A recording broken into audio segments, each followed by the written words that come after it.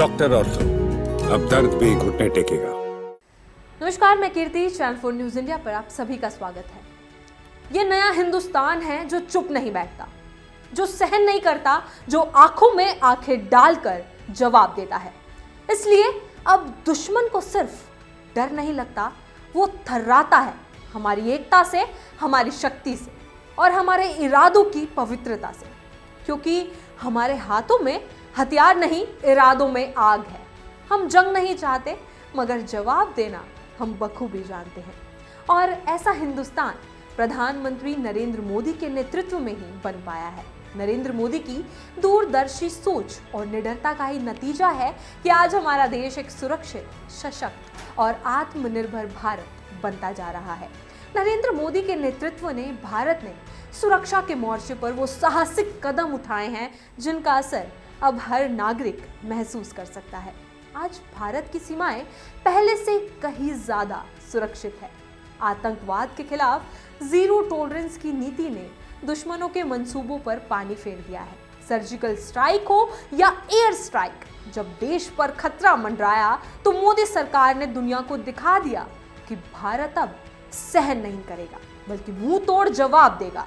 ऐसा कहना बिल्कुल भी गलत नहीं है कि प्रधानमंत्री नरेंद्र मोदी के नेतृत्व में हमारा देश सुरक्षा के मामलों में दिन प्रतिदिन मजबूत बनता जा रहा है, जिसके लिए हाल ही में पीएम नरेंद्र मोदी की अध्यक्षता वाली सुरक्षा मामलों की कैबिनेट कमेटी ने 9 अप्रैल को फ्रांस के साथ 26 राफेल मरीन लड़ाकू विमानों की खरीद के लिए करीब 64,000 करोड़ रुपए के बड़े सौदे को मंजूरी दी है, जिसके बाद फ्रांस 22 सिंगल सीटर और 4 ट्विन सीटर जेट भारतीय नौसेना को सौंपेगा, जिन्हें हिंद महासागर में चीन से मुकाबले के लिए आईएनएस विक्रांत पर तैनात किया जाएगा।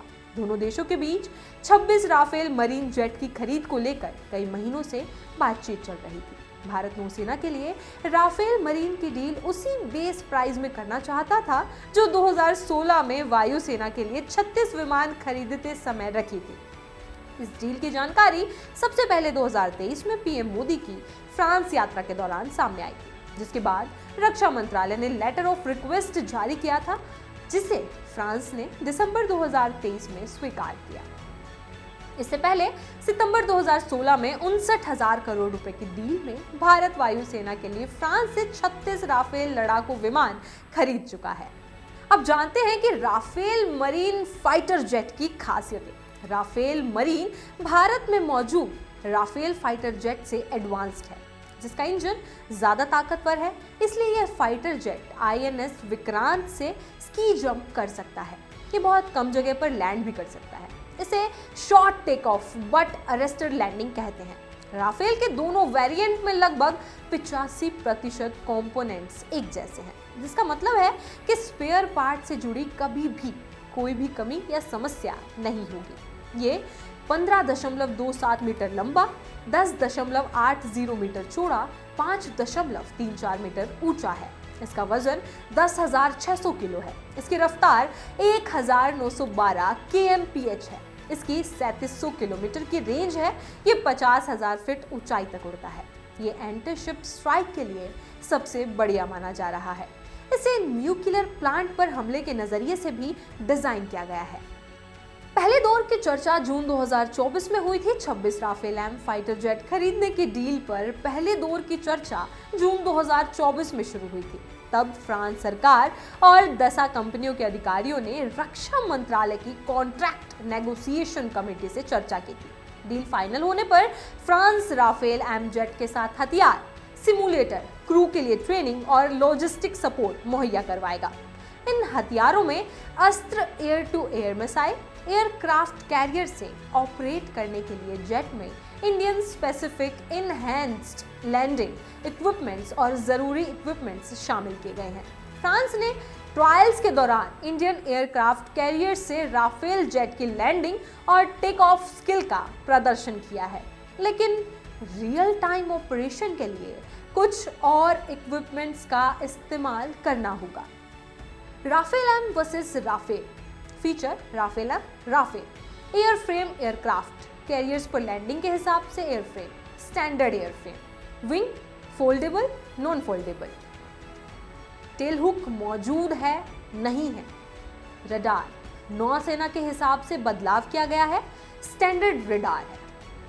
हथियार कई सारे हथियारों के साथ एंटीशिप मिसाइल से लेस स्टैंडर्ड रेंज वाले हथियार शामिल हैं। मिशन विमान वाहक पोत से जुड़े, ऑपरेशंस हवा से हवा में हमला, हवा से जमीन पर हमले के साथ हवा में एयर रिफ्यूलिंग। भारतीय नेवी के लिए खरीदे जा रहे 22 single seat Rafale M jet और 4 double trainer seat Rafale M jet Hind Mahasagar में चीन से मुकाबले के लिए INS विक्रांत पर तैनात किए जाएंगे। भारतीय नौसेना इन विमानों को आंध्र प्रदेश के विशाखापट्टनम में INS डेगा में अपने होम बेस के रूप में तैनात करेगी। नौसेना के डबल इंजन वाले जेट आमतौर पर दुनिया भर के एयरफोर्स की ओर से इस्तेमाल किए जा रहे विमानों की तुलना में ज्यादा महंगे होते हैं, क्योंकि समुद्र में इनके ऑपरेशंस के लिए अतिरिक्त क्षमताओं की जरूरत होती है। इनमें अरेस्टिंग लैंडिंग के लिए इस्तेमाल होने वाले लैंडिंग गियर भी शामिल है। पहली खेप में 2 से 3 साल लग सकते हैं। वायुसेना के लिए विमान आने में 7 साल लगे थे। INS विक्रांत के ट्रायल शुरू हो चुके हैं, उसके डेक से फाइटर ऑपरेशन परखे जाने बाकी है। सौदे पर मोहर लगने के कम से कम 1 साल तक टेक्निकल और कास्ट से जुड़ी औपचारिकताएं पूरी होंगी। एक्सपर्ट्स के मुताबिक नौसेना के लिए राफेल इसलिए भी सही है क्योंकि वायुसेना राफेल के रखरखाव से जुड़ा इंफ्रास्ट्रक्चर तैयार कर चुकी है। वहीं नौसेना के भी काम आएगा, इससे काफी पैसा बच जाएगा। सूत्रों का कहना है कि राफेल एम की पहली खेप आने में 2 से 3 साल लग सकते हैं। वायुसेना के लिए 36 राफेल का सौदा 2016 में हुआ था और डिलीवरी पूरी होने में 7 साल लग गए थे। राफेल में घातक हथियार, स्कैल्प मिसाइल, लंबी दूरी तक मार करने वाली क्रूज मिसाइल, मेटियोर मिसाइल, लंबी दूरी तक हवा से हवा में मार करने वाले मिसाइल, लेजर गाइडेड बम, 500 से 2000 पाउंड के बम जो लेजर के बूते सटीक हमला करें, नन गाइडेड क्लासिकल बम, जमीन पर बमबारी के काम आने वाले परंपरागत बम, हैमर GPS बम, हवा से जमीन पर मार करने वाला स्मार्ट बम जो GPS से सटीक हमला करे। INS विक्रांत के एविएशन फैसिलिटी कॉम्प्लेक्स यानी AFC को MiG-29 फाइटर प्लेन के लिहाज से तैयार किया गया था। मिग रूस में बने फाइटर प्लेन हैं जो हाल के सालों में अपने क्रैश को लेकर चर्चा में रहे हैं। इसलिए भारतीय नौसेना अगले कुछ सालों में अपने बेड़े से मिग विमानों को पूरी तरह से हटाने जा रही है। आने वाले सालों में नौसेना की योजना तेजस लाइट कॉम्बैट एयरक्राफ्ट के नौसेना वर्जन को विक्रांत पर तैनात करने की है। तेजस देश में बन रहा twin engine deck based fighter plane है। हालांकि DRDO की ओर से बनाए जा रहे तेजस को तैयार होने में अभी 5 से 6 साल का वक्त लगेगा। इसके 2030 से 2032 तक नेवी को मिल जाने की संभावना है। वहीं बात करें चीन की, तो चीन अब अपने तीसरे एयरक्राफ्ट कैरियर फुजियान का परीक्षण कर रहा है। ये 80,000 टन से अधिक वजनी है। इससे पहले उसने 60,000 टन वजनी लियाओनिंग और 66,000 टन वजनी शानडोंग को भी चीन नेवी में शामिल कर चुका है। ऐसे में भारत भी चीन से मुकाबले के लिए अपनी नेवी की ताकत को बढ़ा रहा है। वहीं बात करें फ्रांस के साथ एक और बड़े सौदे की, तो 33,500 करोड़ रुपए का सौदा 3 अतिरिक्त डीजल इलेक्ट्रिक स्कॉर्पिन पनडुब्बियों के लिए है, जिनका निर्माण मझगांव डॉक्स की तरफ से फ्रांसीसी मेसर्स नेवल ग्रुप के सहयोग से किया जाएगा। इसे भी अब अंतिम रूप दिया जा रहा है। जैसा कि टाइम्स ऑफ इंडिया ने पहले बताया था, प्रधानमंत्री नरेंद्र मोदी के नेतृत्व में बढ़ते हिंदुस्तान की ताकत को पाकिस्तान और चीन के साथ साथ पूरी दुनिया देख रही है और ये अच्छे से जान रही है कि अगर नए भारत को छेड़ोगे तो छोड़ेंगे नहीं। जय हिंद।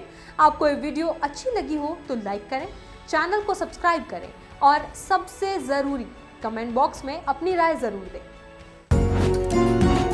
डॉक्टर ऑर्थो, अब दर्द भी घुटने टेकेगा।